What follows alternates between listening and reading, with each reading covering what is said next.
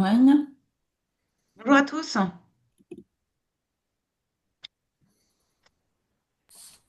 Alors, bienvenue pour cet événement dédié à l'innovation au service de l'éducation financière.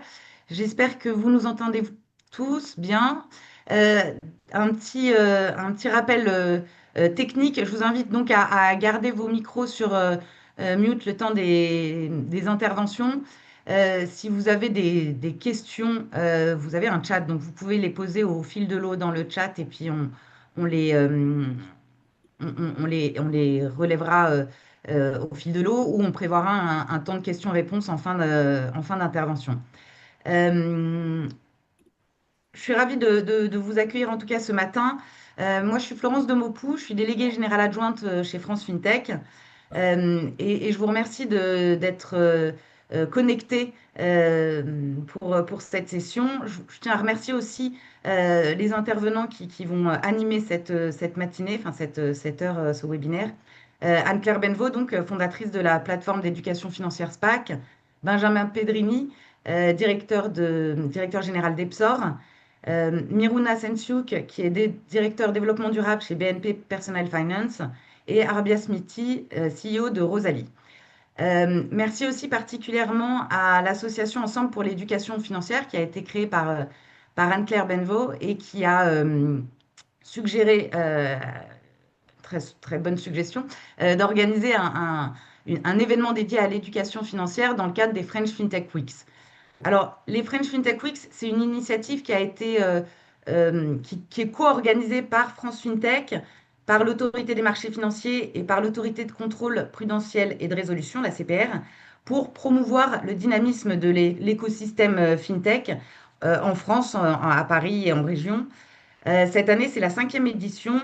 Elle se tient du 1er au 17 octobre. Et donc, l'objectif, c'est de mobiliser tout l'écosystème pour organiser des événements sur toutes les verticales de la FinTech. Ça va du paiement au crédit, à l'assurance, en passant évidemment par l'éducation financière. Et donc, sur ces 15 jours, il y a un grand nombre d'événements qui sont organisés par l'écosystème. Alors, un petit mot sur France FinTech. C'est une association qui fédère et représente les entrepreneurs de la finance innovante avec près de 350 membres et qui anime l'ensemble de l'écosystème avec aussi une centaine de partenaires, partenaires corporate, bancaires, assurantiels, technologiques ou cabinets d'avocats et partenaires institutionnels. Depuis sa création il y a 10 ans maintenant, France FinTech s'attache à promouvoir l'éducation financière et apporte de nombreuses contributions, que ce soit au travers de publications, d'interventions, de prises de position, de mise à disposition de ressources aussi. Et je pense notamment à un guide qu'on a publié en mars dernier, Comment gagner de l'argent facilement, un petit guide à destination des générations influencées qui ne souhaitent pas se faire plumer. Et puis, on soutient aussi de multiples initiatives. Vous pouvez d'ailleurs retrouver ces initiatives sur le site de France FinTech, pardon, dans la rubrique Nos activités, initiatives, éducation financière. Euh, donc voilà, vous aurez un petit récapitulatif des initiatives qui peuvent être organisées au sein de France FinTech. Notre événement ce matin, il résonne aussi avec la Semaine mondiale de l'investisseur qui a débuté le 6 octobre et qui est une initiative de l'Organisation internationale des régulateurs des marchés financiers qui a pour but de mettre en avant l'importance de l'éducation financière et de la protection des épargnants. Alors, pourquoi est-ce que, on organise un événement sur l'innovation pour l'éducation financière? Parce que en termes d'éducation financière, notamment, la France est en retard. Il y a seulement 6% de la génération Z qui estime avoir de bonnes compétences financières. Et d'après la dernière étude publiée par l'OCDE, les Français de 18 ans et plus obtiennent la note de 12,45 sur 20, ce qui relègue la France au quatrième rang parmi les 39 pays de l'OCDE, alors que l'institution considère qu'un citoyen est suffisamment informé pour prendre des décisions éclairées en termes de financement d'investissement à partir de la note de 14 sur 20. Euh, et par ailleurs, enfin, selon la Banque de France, il y a 41% des Français qui ont le sentiment de ne pas disposer d'informations suffisamment fiables et neutres pour gérer efficacement leur budget. et 69% jugent que leurs connaissances sont moyennes ou faibles sur les questions financières. Alors, quel est le rôle, enfin, face à ce constat, quel est le rôle de la tech dans tout ça? Eh bien, le numérique, il apporte en même temps à la finance une simplification d'usage, de parcours et d'accès à l'information, mais également une complexification des produits avec des produits structurés, des cryptoactifs, etc., et une multiplication des sources d'information, ce qui a pour effet du coup une explosion des fraudes et des arnaques. Euh, il y a eu un dossier qui a été publié par Les Échos cet été qui est assez révélateur et les Échos mettaient en lumière le fait que les fraudes maintenant sont industrialisées, amplifiées grâce aux nouvelles technologies et que les escrocs ont une imagination sans faille, enfin sans limite, pardon, euh, pour, euh, pour innover dans les fraudes. Ça va de l'usurpation d'identité au faux placement sur les réseaux sociaux, en passant par les deepfakes, euh, les arnaques sentimentales aussi. Donc, on a des techniques qui se perfectionnent et qui exploitent à la fois les failles technologiques et psychologiques. Et par ailleurs, tout ça est amplifié par l'IA générative parce que ça permet désormais d'opérer à grande échelle dans toutes les langues avec un réalisme assez inédit. Alors, face à ces constats, la prévention et l'éducation financière sont évidemment enfin, sont les meilleures réponses.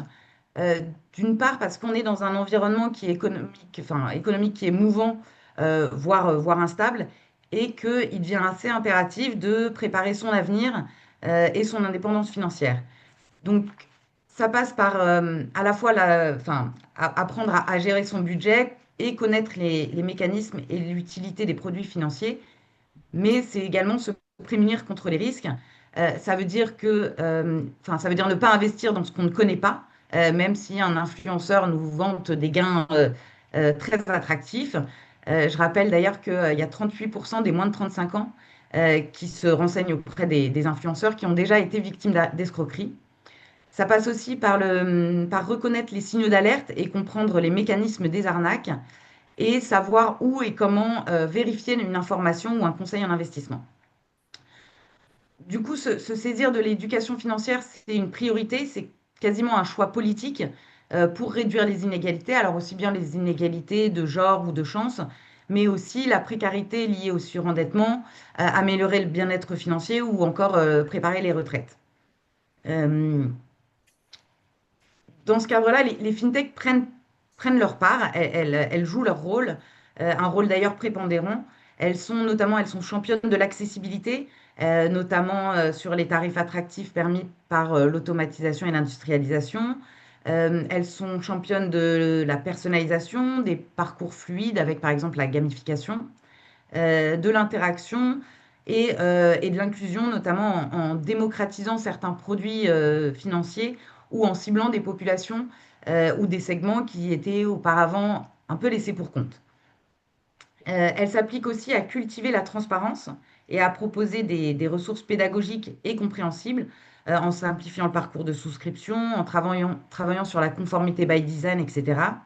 Et certaines ont même fait de l'éducation financière un pilier de leur modèle en développant des plateformes dédiées.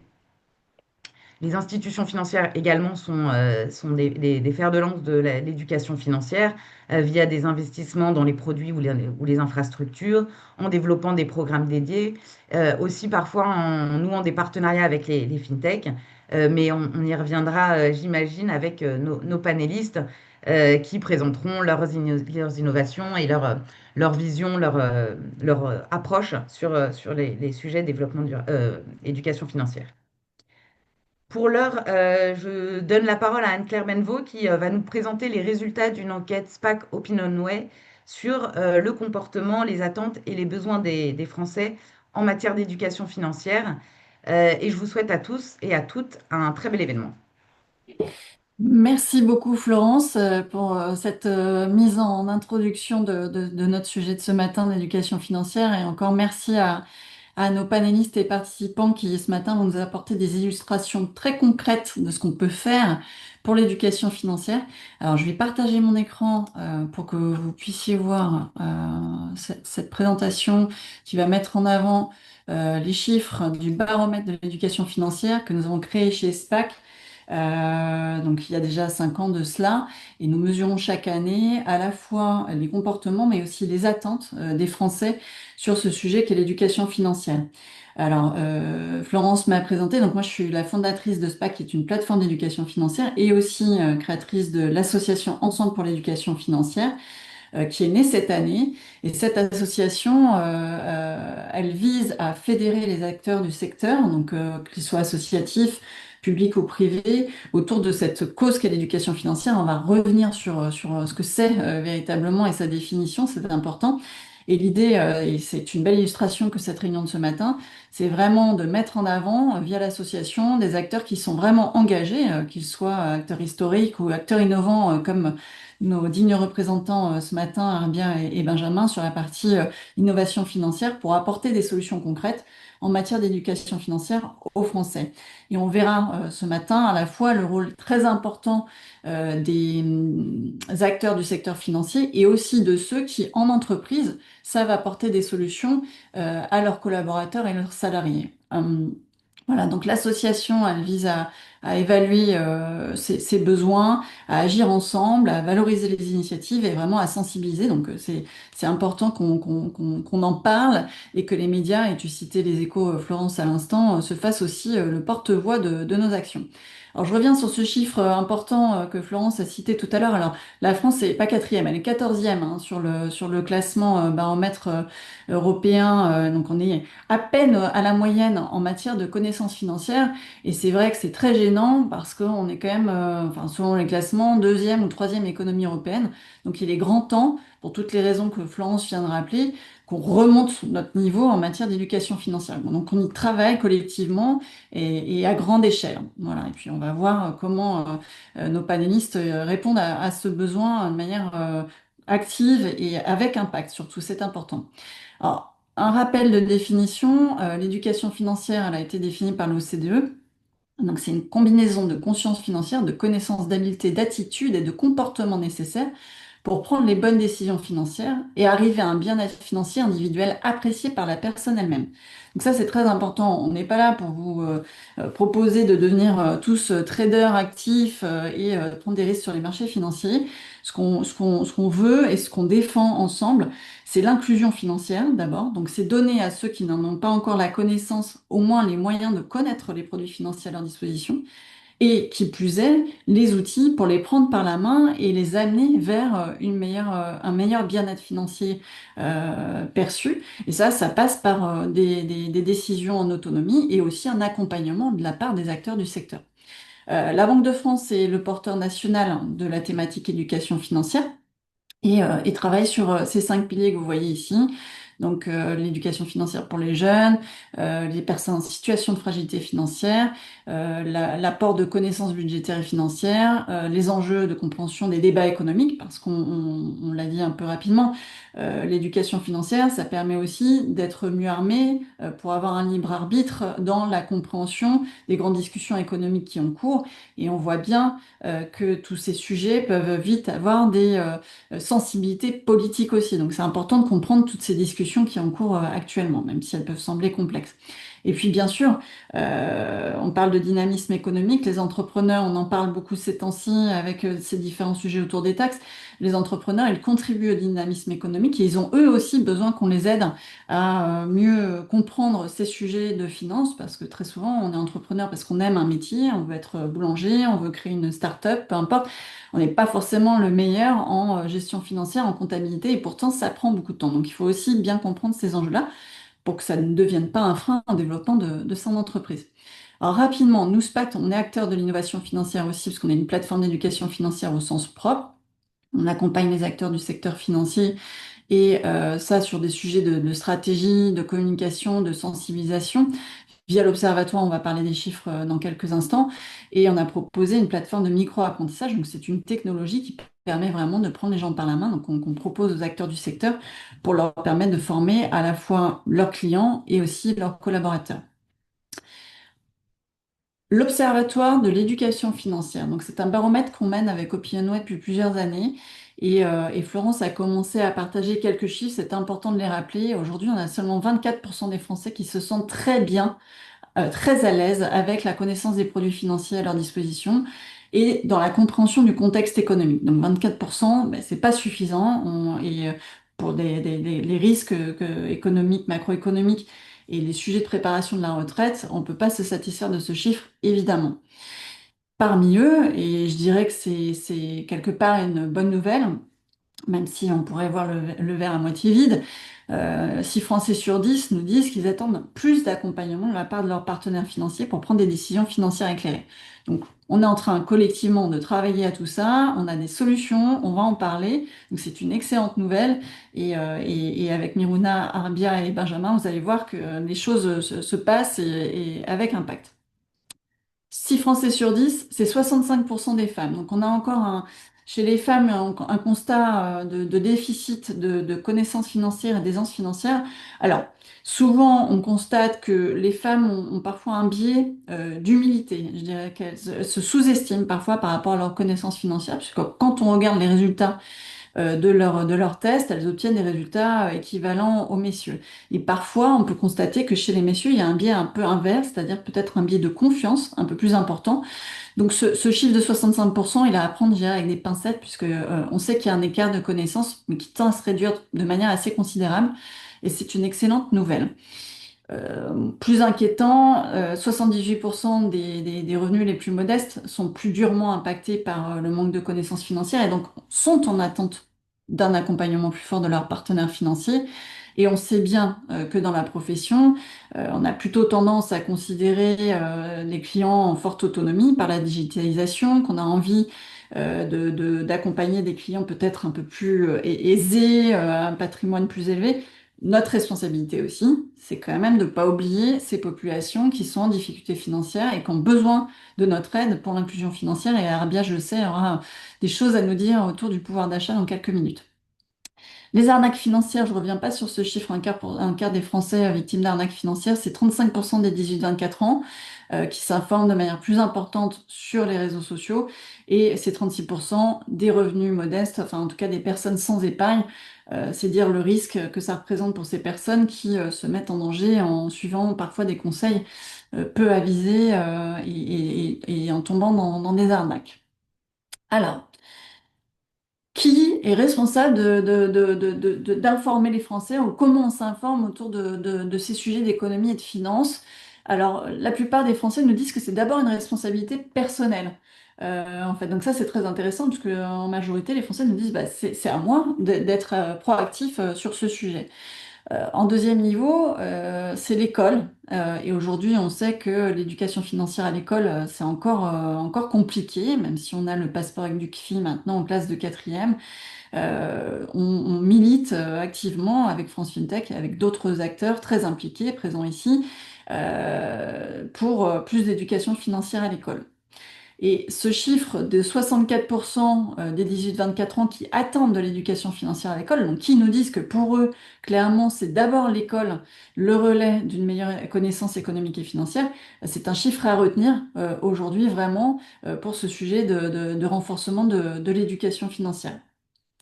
Je ne m'étends pas sur le reste des chiffres, je veux qu'on ait assez de temps pour entendre nos panélistes.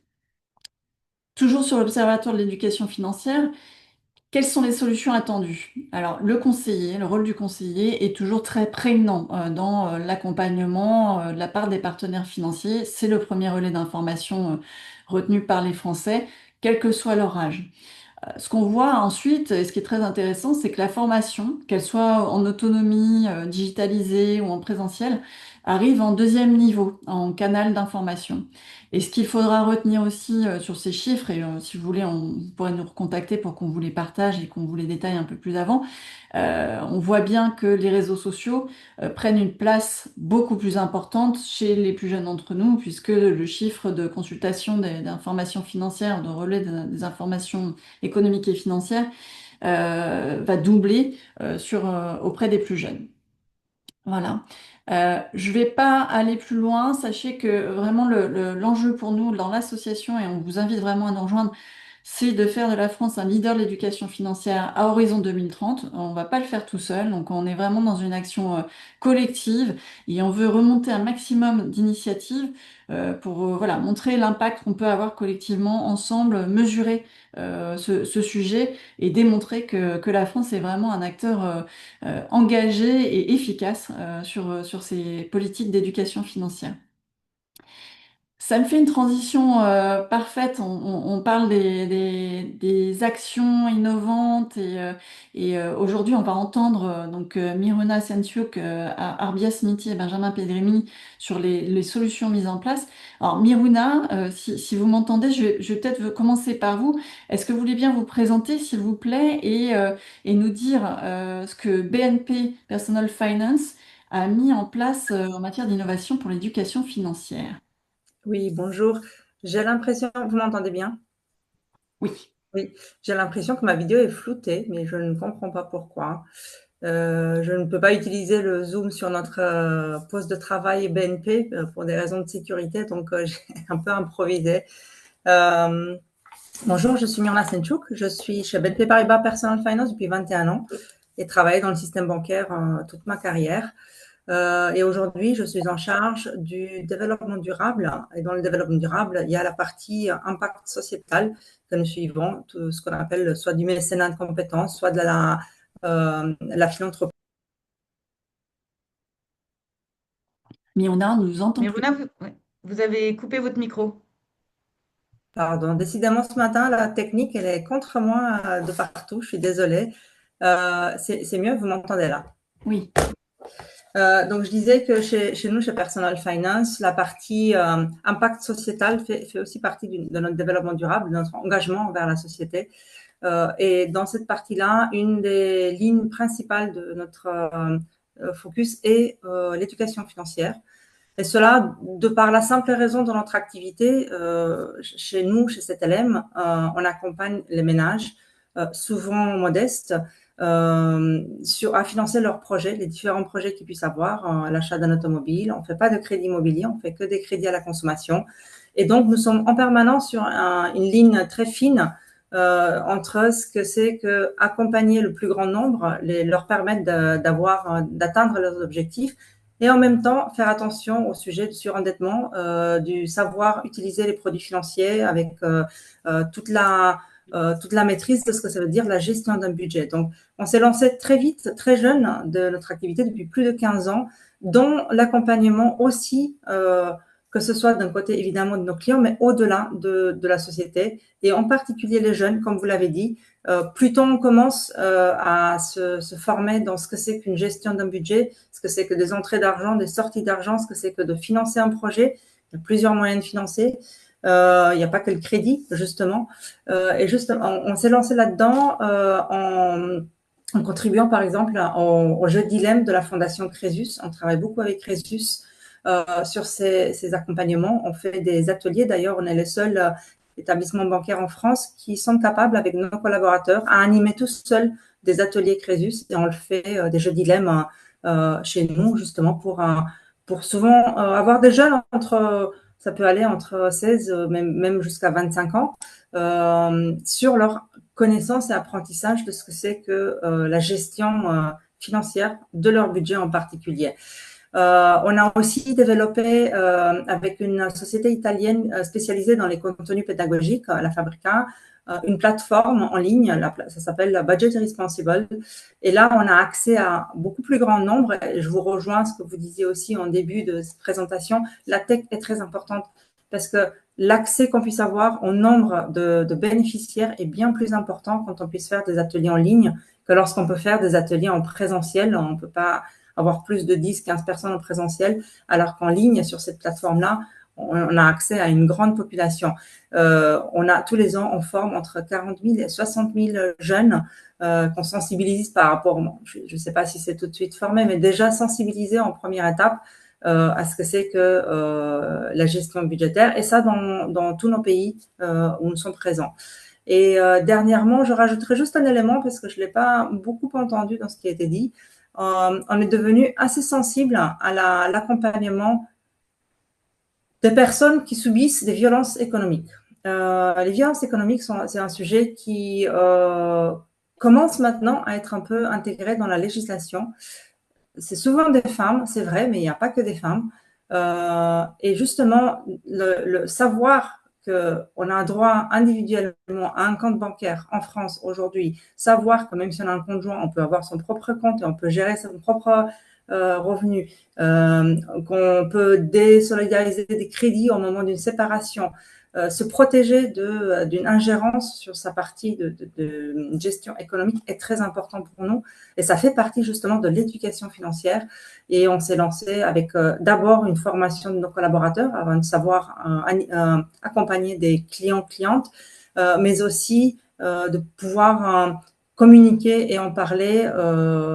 On a fait des conférences avec Titu Lecoq sur ce que c'est que le couple et l'argent, par exemple.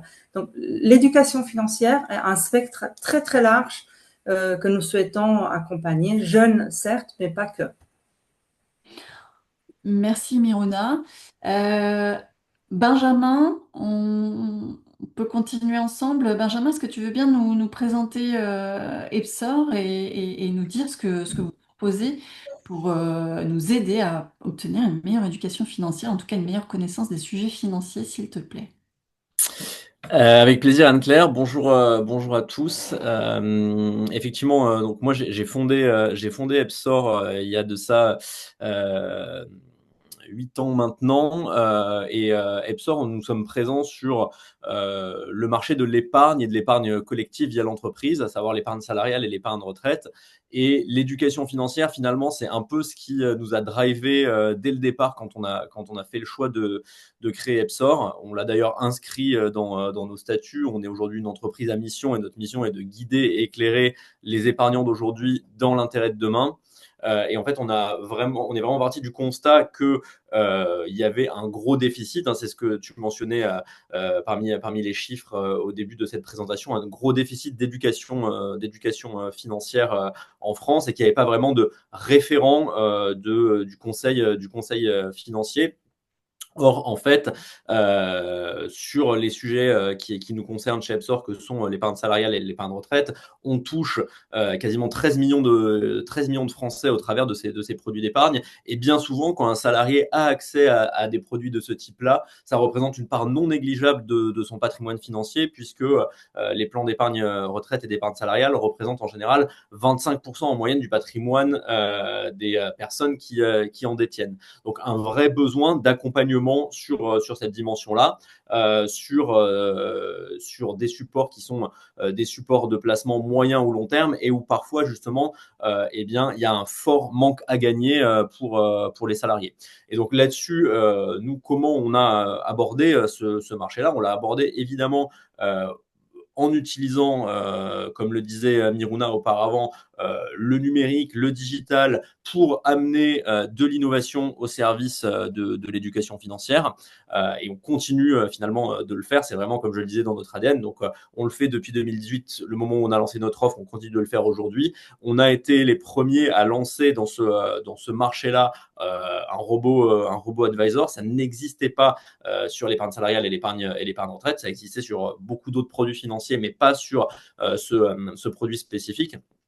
Aujourd'hui, Benjamin, est-ce que tu veux bien nous expliquer, pour ceux qui ne connaîtraient pas le sujet, ce qu'est un robot advisor en quelques mots? Un robot advisor, en fait, tout simplement, c'est un outil qui va permettre, en répondant à un certain nombre de questions, de pouvoir bénéficier d'une recommandation en termes d'allocation sur un plan d'épargne.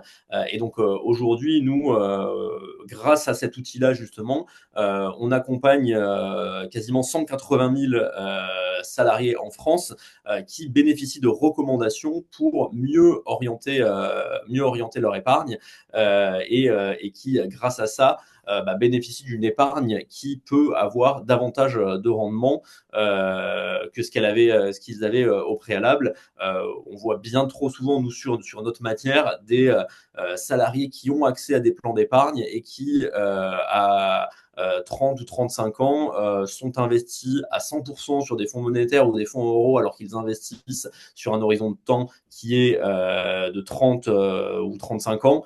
Et c'est complètement problématique puisque ils ont un fort manque à gagner en étant investis de la sorte. Et donc, au travers justement de ces outils-là, on peut mieux les orienter. Et je fais un peu le pont avec des chiffres que tu mentionnais au départ, Anne-Claire. Justement, nous, ce qu'on constate, c'est que parce qu'on pose un certain nombre de questions au travers de cet outil, et on a un tiers de nos répondants qui nous indiquent n'avoir vraiment aucune connaissance financière. C'est-à-dire qu'on essaye, avant de leur poser d'autres questions, de les évaluer sur la base de leur connaissance. Et parmi les réponses, on a une réponse qui est je n'y connais vraiment rien, et on a un tiers de nos salariés qui nous répondent ça. Donc il y a un vrai besoin d'accompagnement de ces salariés, et nous on considère justement que l'entreprise a un rôle à jouer important à ce titre-là, et donc au travers de l'entreprise, on peut amener des solutions pour accompagner les épargnants et les salariés à mieux gérer, d'une part, en premier lieu, leur budget, construire une stratégie d'épargne finalement, parce qu'au travers de ces outils-là, justement, on peut les amener à construire une stratégie d'épargne. Et ensuite, une fois qu'on a mis en place une stratégie d'épargne, qu'on peut démarrer même pour des personnes qui ont des revenus peut-être un peu plus faibles, mais qu'on peut démarrer avec des montants assez faibles, mais qui dans la durée vont s'accumuler. Expliquer le concept des intérêts composés, expliquer le concept de l'investissement, c'est vraiment quelque chose qui est clé. Et donc, au-delà, nous, finalement, des outils technologiques qu'on a pu développer, des innovations technologiques qu'on a pu mettre en place au service de l'éducation financière, eh bien, on a d'autres éléments qu'on apporte, des éléments plutôt en matière de communication, de formation, des programmes de formation qu'on va proposer à nos entreprises clientes sur ces plans d'épargne pour leurs collaborateurs, pour justement les amener à s'intéresser à ce sujet, à cette matière, et soit mieux gérer leur budget, mieux préparer leur retraite, mieux épargner. Et ces formations ont un succès assez important dans les entreprises que l'on a aujourd'hui en portefeuille. Merci beaucoup, Benjamin. Donc, je comprends que votre offre, c'est une innovation en soi, parce que déjà, c'était une vraie nouveauté sur le marché, et que vous innovez aussi d'un point de vue technologique et quotidiennement au service de l'éducation financière, et ce, au service des entreprises. Et Arbia, je sais que toi aussi, voilà, depuis plusieurs années maintenant, tu as développé une offre qui est vraiment très intéressante, parce qu'elle permet de travailler aussi sur ce sujet d'inclusion financière qu'on a abordé brièvement tout à l'heure. Et je te laisse donc te présenter Arbia, et nous expliquer voilà, la genèse de Rosalie, et ce que vous apportez aujourd'hui comme solution très très pertinente pour aider ceux qui en ont besoin à optimiser leur pouvoir d'achat. Oui, avec plaisir. Bonjour à tous. Je rejoins complètement tout ce que vous dites depuis tout à l'heure, et je rejoins surtout Benjamin sur l'importance de la responsabilité de l'entreprise dans l'éducation financière, parce que autant Anne-Claire, tu parlais justement de l'éducation qui commence dès l'école, et ça, on est complètement d'accord là-dessus. Mais que faire en fait des dizaines de millions de Français qui sont sur le marché de travail et qui aujourd'hui, du coup, n'en ont pas. Et alors que, justement, l'éducation financière, qui est en fait aujourd'hui presque un gros mot, enfin, on ne sait pas qu'est-ce qu'on met en fait dedans, clairement, qu'est-ce qu'on peut apporter de manière effective, pertinente pour eux, mais en même temps, pour inclure justement l'entreprise dans cette équation, il faut que ça soit en fait clair pour l'entreprise, que ça soit gagnant pour elle aussi. Donc, un vrai ROI dans cette histoire, il faut que ça soit gagnant-gagnant des deux côtés. Et ça, c'est pas en fait quelque chose de très difficile en fait à voir. La relation directe entre éducation financière, bien-être financier d'un salarié égale tout à fait en fait de manière claire plus de productivité dans l'entreprise, plus d'engagement, meilleure marque employeur, meilleure donc attractivité, baisse donc d'absentéisme et de turnover qui sont des KPIs et des métriques très importants pour l'entreprise et qui coûtent beaucoup d'argent pour eux. Donc tout ça, en fait, quand on le met en équation claire, bah en fait la responsabilité de l'entreprise devient assez importante et évidente là-dedans. Et donc ce qu'on a apporté avec Rosalie, c'est justement une solution concrète, une sorte de en fait un one-stop shop, une super app complète avec une suite de fonctionnalités pour attaquer justement ce sujet de bien-être financier avec différentes manières pour justement apporter des solutions concrètes à différents salariés dans une entreprise parce que bah, un col bleu dans une entreprise n'a pas la même situation financière qu'un col blanc. Un jeune n'a pas forcément les mêmes préoccupations qu'une personne en tout cas plus âgée, etc., etc. Et donc il fallait vraiment apporter plusieurs choses à la fois pour laisser la liberté aux salariés justement de s'émanciper en quelque sorte financièrement, de choisir la fonctionnalité qui leur parle à un instant T, parce qu'aussi les urgences changent énormément. Et donc concrètement, qu'est-ce qu'on a lancé? Donc Rosalie, je l'ai fondée il y a à peu près 5 ans aujourd'hui, qui justement se présente sous forme d'une app simple mobile que les salariés en fait peuvent télécharger sur leur propre smartphone, parce qu'encore une fois, on parle de manière, voilà, de la technologie surtout inclusif en fait, qui inclut tout le monde, et 98% maintenant des Français ont un smartphone. Et donc on bypass un peu toutes les problématiques d'intranet, de connexion SSO complexe, etc., qu'on trouve un peu élitiste et qui justement s'adresse plutôt à des cols blancs. Et donc voilà, via votre propre smartphone, bah, vous avez vraiment la possibilité d'être libre, d'utiliser et d'accéder justement à ces fonctionnalités quand vous voulez, même de votre propre canapé. Et là-dessus, du coup, vous avez plusieurs fonctionnalités. Donc, la première qui nous a fait connaître, c'est surtout le salaire à la demande. Donc, comment flexibiliser la rémunération du salarié, parce qu'en Europe, on est encore en fait à 30 jours, là où justement ça change, ça a bien changé, ça a évolué dans pas mal de pays comme les États-Unis, l'Angleterre, etc. Parce que c'est prouvé scientifiquement qu'on gère mieux son argent en fait sur un temps plus court. Donc en fait sur un temps de 30 jours qui est très complexe à avoir, bah, on comprend pourquoi on a ce slogan de fin de mois difficile ou de gilets jaunes qui sortent dans la rue, et les statistiques le montrent. Malheureusement, il reste moins de 100 euros sur le compte des Français à partir du 10 du mois. Donc à fin de mois, c'est un mot presque peut-être plus large, parce que du 10 au 30, bah, la majorité des gens justement stretch à mort à trouver justement des solutions, à s'endetter en attendant justement de recevoir leur salaire à la fin du mois. Et donc l'idée justement, c'est d'apporter déjà en fait une alternative simple, accessible, instantanée, parce que ça c'est très important pour répondre aux urgences des gens, décomplexée, parce que bah, les gens, surtout en France, l'argent c'est encore un tabou, et aller demander de l'argent à son employeur, bah, c'est très gênant et c'est complexe. Et donc l'idée là, c'est simplement vous apporter votre salaire gagné en temps réel quand vous le souhaitez, que vous pouvez streamer en live en fait sur votre compte bancaire. En gros, sur l'app, n'importe quel salarié, voilà, un serveur dans un restaurant jusqu'à un manager peut complètement en fait voir son salaire gagné en temps réel. Donc le 3 du mois, le 5 du mois, le 10 du mois, il voit exactement l'équivalent de ce qu'il a travaillé depuis le début du mois. Là où aujourd'hui, la paye est un gros problème, surtout avec une fiche de paye très complexe en France. Et on peut justement tout de suite demander ce dont on a besoin en termes de montant. Je sais pas, je suis chez Carrefour, je dois faire mes courses tout de suite. J'ai besoin de 100 euros pour les courses de la semaine ou ces 2 semaines qui viennent. Et comme la majorité des Français, bah, je suis déjà à découvert, ou je suis presque à zéro en fait sur mon compte bancaire. Bah, là, pour le coup, je sors l'application Rosalie, je prends 100 euros, je clique sur le bouton, je le reçois en 2 secondes sur mon compte bancaire. Et là, je peux payer tout de suite en fait mes courses sans avoir en fait à payer des frais de découvert ensuite, ou prendre en fait des prêts à la consommation, comme ce qui est le cas malheureusement de la majorité des Français aujourd'hui. Donc ça, c'est vraiment la première fonctionnalité qui nous a fait connaître, qui est énormément utilisée, parce qu'il faut savoir que la compte sur salaire est une obligation légale en France. Donc justement, toutes les entreprises en France n'ont pas le droit de refuser une demande d'acompte par les salariés, mais malheureusement, ils le font de manière archaïque encore, traditionnelle, très manuelle, qui justement impose cette gêne et qui ne répond pas aux urgences des gens.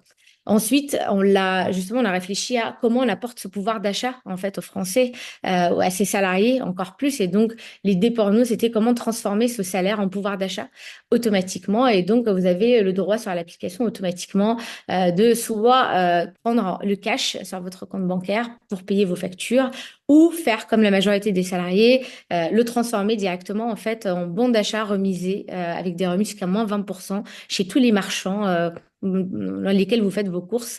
Et donc, si vous avez besoin de 100 euros tout de suite pour payer vos courses chez Carrefour, bah, vous demanderez 100 euros, enfin juste 90 euros en fait d'acompte et vous payez que 90 euros chez Carrefour tout de suite. Donc vraiment, on a 2000 enseignes avec des remises et tout ça en fait, ça s'adresse à tout le monde, à col blanc comme col bleu. Donc on parle plus de gens justement qui sont juste en galère d'argent. Tout le monde chercherait en fait du pouvoir d'achat en plus.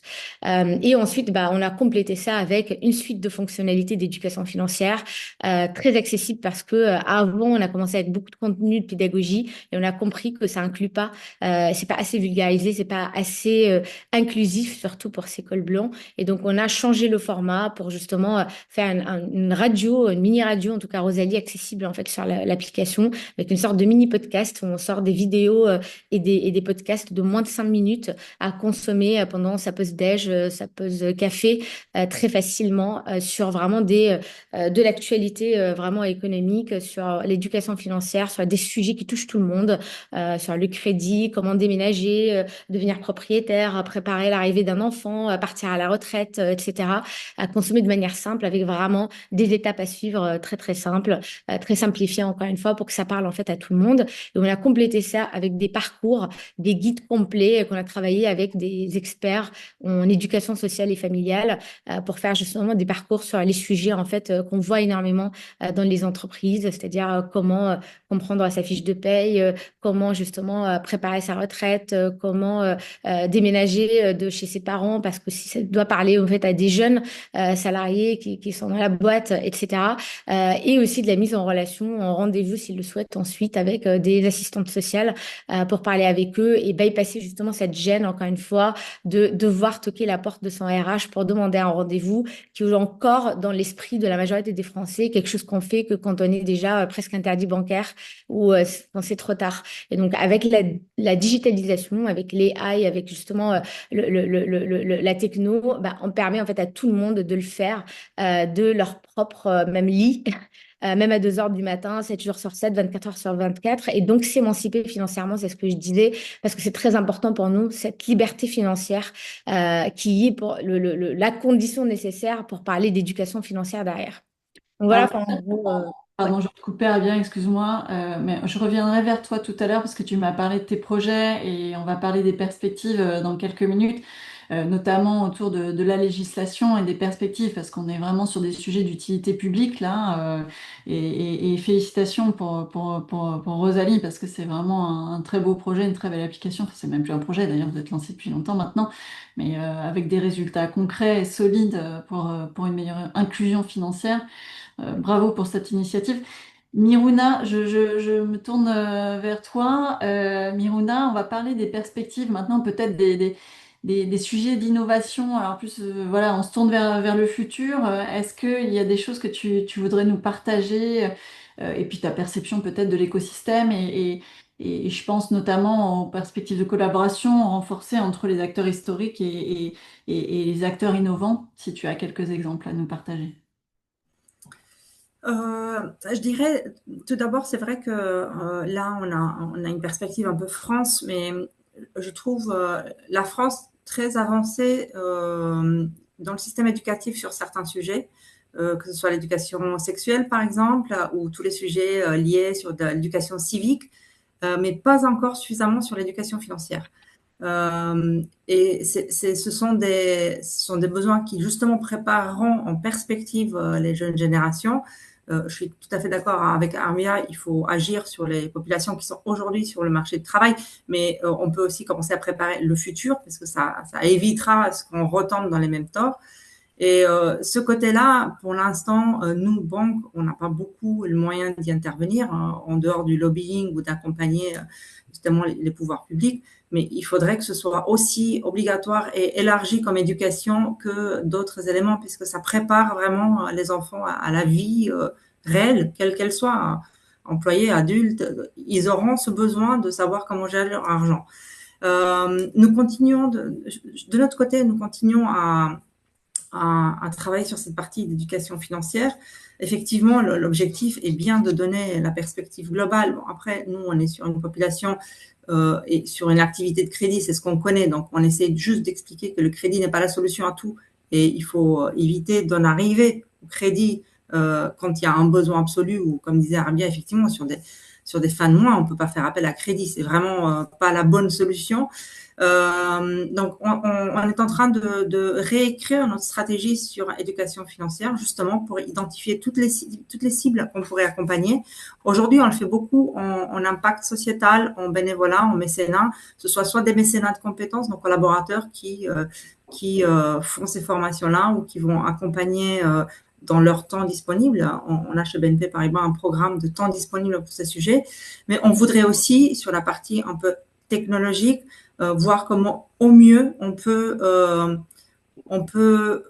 rendre ces sujets-là assez ludiques pour qu'ils soient faciles d'apprentissage. Sinon, ça paraît compliqué, ça paraît trop lourd, ça paraît voire même ça peut déranger en disant qu'on fait de l'éducation alors qu'un adulte est supposé le savoir. Donc, des fois, ça passe moyennement bien. Donc, il faut vraiment le prendre par un côté un peu sympathique. Donc, on travaille sur la forme qu'on va utiliser pour faire passer les messages, sur le type d'outils, de canal qu'on va utiliser. Et on se propose jusqu'à la fin, je dirais, mi-année prochaine, avoir cette stratégie bien déclinée pour qu'on fasse encore mieux que ce qu'on fait aujourd'hui. On fait plein de choses, mais on peut faire mieux. Ça, il y a toujours lieu pour de mieux. Mais la tech, elle sera toujours là. Merci Mirona, merci beaucoup pour ces perspectives et on a hâte de découvrir vos nouvelles initiatives dans ce domaine. Benjamin, je me tourne vers toi. On n'a pas encore beaucoup parlé d'intelligence artificielle, mais je sais que tu as évidemment des projets, des réflexions en cours sur ce sujet. Est-ce que tu peux nous en dire un peu plus, s'il te plaît? Oui, tout à fait. Bah, effectivement, j'ai parlé moi de conseils, de conseils financiers et de pédagogie et d'accompagnement. Nous, on l'a abordé de différentes façons. On l'a abordé effectivement au départ par un robot advisor comme je l'ai expliqué. On a ensuite créé un service de mise en relation avec des coachs financiers et on voit que ce service de mise en relation avec des coachs financiers est extrêmement utilisé chez nous. Concrètement, c'est quoi? Un salarié qui a accès à nos services dans son application peut prendre directement un rendez-vous avec un coach financier pour échanger sur des sujets et des questions qu'il a qui sont extrêmement larges et variées, que ce soit effectivement une stratégie d'investissement ou tout simplement comment construire et préparer sa retraite, comment construire une stratégie d'épargne. Donc les sujets sont extrêmement larges et on a beaucoup de demandes sur ces sujets-là. Et on a du coup commencé à introduire de l'intelligence artificielle. Alors pour l'instant, on est encore sous un format de POC qu'on a déployé sur seulement un échantillon de nos utilisateurs et qu'on envisage de déployer de façon plus large à compter de 2026, mais pour utiliser l'intelligence artificielle dans cette dimension du conseil financier et être en mesure justement de répondre 24 heures sur 24 et 7 jours sur 7 à des questions que peuvent avoir des utilisateurs de nos outils sur des thématiques liées à la pédagogie et à l'éducation financière. Et donc, ça nécessite à la fois effectivement d'avoir un modèle d'intelligence artificielle, mais de l'entraîner aussi sur les réponses qu'on souhaite qu'il apporte, sur la base, des réponses que l'on apporterait et que l'on apporte habituellement avec nos coachs financiers. On est chez Epsor conseiller en investissement financier, donc les salariés qui utilisent nos outils sont dans une démarche où ils acceptent d'être conseillés par un conseiller en investissement financier. Et donc, du coup, nourrit justement au travers de notre politique de conseil cette intelligence artificielle de façon à ce qu'elle puisse justement répondre de la même façon que l'auraient fait nos coachs financiers à des salariés, et ce de façon justement beaucoup plus régulière et comme le disait Arbia, que n'importe qui ouvre son application et qui se pose des questions sur ses placements, sa stratégie de placement, sur ce qu'il pourrait faire. On est en fin d'année, alors évidemment ça ne concerne pas tout le monde, mais pour une partie des Français, il y a des enjeux de fiscalité, de potentiellement défiscaliser au travers de ces plans d'épargne, tout un tas de choses de ce type-là. Et bien justement, ce qu'on veut, c'est pouvoir répondre de façon instantanée à tout moment à des utilisateurs qui se posent ce type de questions. Et sur les notions justement d'épargne d'entreprise également, ce moment de la fin de l'année, c'est un moment où justement il y a des possibilités d'optimisation. Certaines entreprises offrent des mécanismes d'abondement à leurs collaborateurs. Ces mécanismes d'abondement, il faut pas les laisser passer sur des années civiles, et donc du coup on utilise aussi ça pour faire des rappels d'informations clés aux utilisateurs en fonction de ce à quoi ils ont accès. Merci Benjamin. Lucille, qui co-organise l'événement avec nous, aura peut-être remonté quelques questions de la part de nos participants. Si vous avez envie de poser quelques questions, allez-y via le chat. On essaiera de prendre un petit temps pour y répondre, et sinon avec plaisir pour vous répondre après ce rendez-vous. Arabia, bon, j'ai un peu introduit le sujet tout à l'heure. Qu'est-ce que tu veux nous dire sur les perspectives, s'il te plaît, par rapport à Rosalie, et aussi peut-être de manière un peu plus large autour de l'éducation financière? Ouais, enfin, les perspectives, enfin, comme tout le monde, déjà l'IA change pas mal de choses en fait pour nous, et il va nous permettre certainement d'accélérer et d'apporter des fonctionnalités encore plus pertinentes, en tout cas pour les gens. On a lancé depuis maintenant 3 ans un super simulateur d'aide de manière gratuite, accessible en fait sur notre app, qui permet en fait aux gens de simuler toutes les aides pour lesquelles ils sont éligibles, personnalisées à leur profil de manière automatique. Et on utilise maintenant l'AI énormément pour justement cette personnalisation et rendre ça le plus inclusif possible, parce qu'il y a quand même 10 milliards d'aides non pourvues aujourd'hui par les Français, et ça, du coup, c'est du pouvoir d'achat concret en fait à leur apporter. Et l'IA, du coup, aujourd'hui, on l'utilise énormément pour créer presque la première plateforme AI-powered pour de la paye, parce qu'en fait, nous, notre force, c'est justement aller chercher ces datas de paye qui sont complexes, qui ne sont pas utilisées aujourd'hui, pour justement créer, inventer des produits financiers moins chers, plus accessibles, plus rapides, plus personnalisés et surtout inclusifs en fait, qui incluent vraiment toutes sortes de salariés en quelque sorte, col bleu comme col blanc, de manière vraiment démocratisée et simple. Et pour ça, c'est vrai que la législation en France, elle est quand même assez importante. Ça peut aider, comme ça peut aussi ne pas aider. Voilà, enfin, on a beaucoup travaillé sur le lobbying en fait depuis des années, vraiment parce que je trouve toujours que en fait la France a vraiment un retard quand même sur ce sujet de manière réglementaire.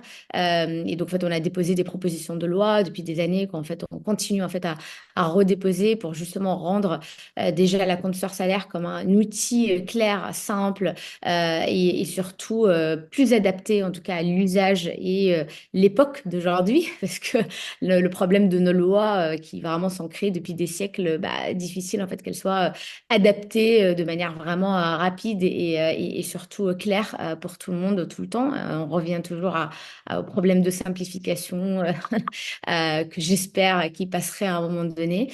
Et donc là, on est vraiment en train de travailler là-dessus. On a eu justement une proposition de loi qui est arrivée même jusqu'à être signée par la gauche autant que la droite. Et donc, on espère, même si avec le temps temps d'aujourd'hui et la situation et le contexte macroéconomique que voilà, les gens de manière intelligente voient l'intérêt pour justement la faire passer, mais on continue vraiment à faire du lobbying là-dessus à fond, en même temps qu'aller chercher surtout des marchés internationaux, parce qu'on s'adresse quand même à aussi des petites boîtes, mais des grands groupes internationaux aujourd'hui et qui justement ont des filiales un peu partout en Europe ou ailleurs, avec justement des réglementations un peu différentes.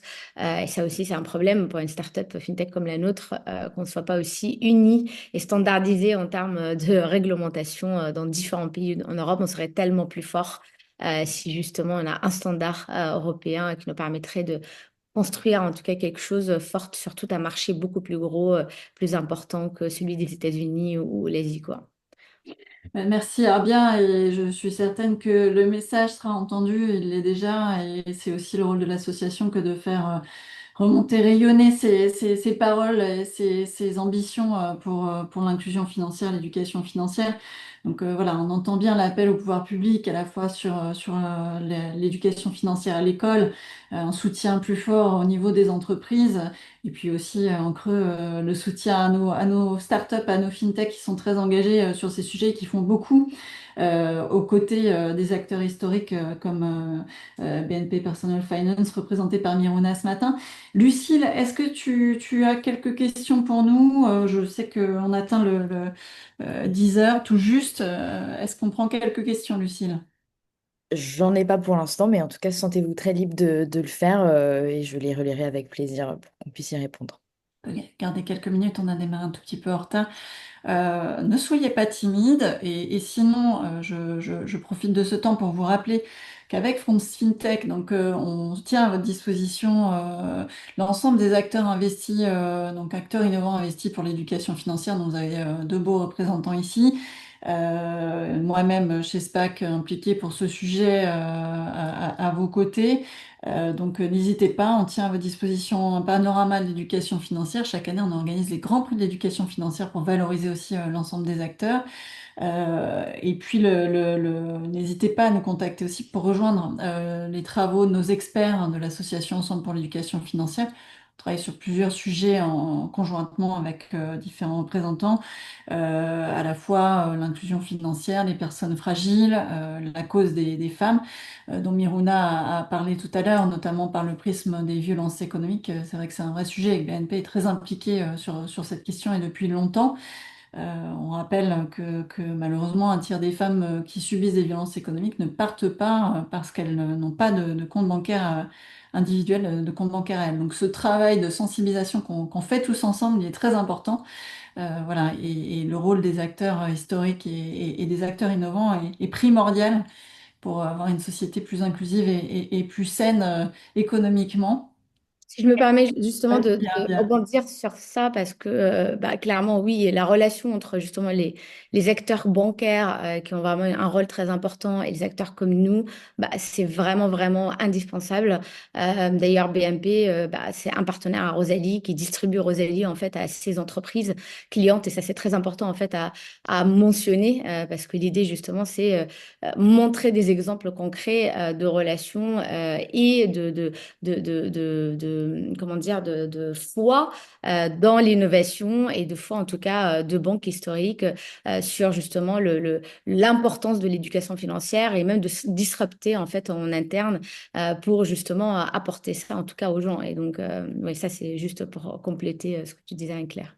Merci beaucoup, Armia. C'est important d'avoir des illustrations et des cas concrets de collaboration de ce type. Lucie, je me retourne vers toi. Est-ce que tu as Non, des questions? oui. Sinon, Anne-Claire, il y a pas de... pardon, Lucie, pas de questions qui sont remontées. C'est que vous avez tous été limpides et très pédagogiques, comme c'est un peu le sujet de cette table ronde. Ça tombe plutôt bien. J'ai partagé quelques liens dans le chat, notamment celui sur les initiatives éducation financière de France FinTech, sur les sites d'Epsor et Rosalie, sur le jeu de dilemme qui a été évoqué par Miruna. Donc, n'hésitez pas à prendre ces liens pour creuser les sujets. Euh, J'espère que vous avez appris plein de choses. En tout cas, merci à nos intervenants. Merci à Anne-Claire, Miruna, Benjamin et Arbia d'avoir partagé votre vision, vos retours d'expérience et vos cas concrets surtout, parce que c'est évidemment par le concret qu'on peut avancer.